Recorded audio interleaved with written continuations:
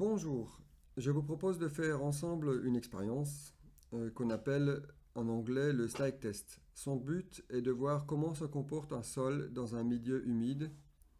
Alors vous avez devant vous deux mottes à peu près identiques, prélevées quasiment au même endroit comme vous pouvez le voir. En haut à gauche, la caisse du fond, c'est la parcelle labourée de mon voisin. Et quelques mètres à côté, en avant, c'est ma parcelle qui est depuis 8 ans cultivée selon les principes de l'agriculture de conservation des sols, sans labour. Je vais mettre les deux mottes dans les récipients. On voit bien ici des trous de vers de terre qui confirment qu'elle est bien de la parcelle non labourée. On voit d'ailleurs déjà quelques grumeaux qui se détachent de la motte. Et la motte de la parcelle labourée que je mets dans ce récipient. Pourquoi je fais ce test? Parce que sur cette parcelle, j'ai changé ma méthode de travail il y a maintenant 8 ans, car j'avais de gros soucis avec la gestion de l'eau. C'est une parcelle qui a une structure qu'on appelle battante. Le sol est composé à peu près de 40 à 45% de sable et à peu près la même chose de limon, avec une teneur en argile moyenne de à peu près 13%.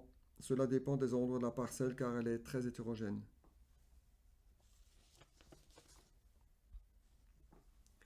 Comme vous pouvez le constater, on voit déjà très bien le comportement des deux modes qui est fondamentalement différent. Le souci numéro 1 sur cette parcelle, c'était la formation de croûtes de battance. Le sol, sous l'action de la pluie, n'avait pas de tenue et une fois sec, une croûte se formait à la surface. Comme vous pouvez le voir sur la photo, quand cela se passait entre le semis et la levée de la culture, c'était assez catastrophique. On va maintenant observer le comportement des mottes dans le temps, mais comme vous pouvez le voir, pas besoin d'être spécialiste pour saisir la différence. Il est sur ma montre midi, on se donne rendez-vous dans une dizaine de minutes, puis dans les heures qui suivent afin de suivre l'évolution du test. Sur la gauche, comme vous pouvez le constater, l'eau est très trouble, alors qu'à droite, l'eau est restée claire et limpide.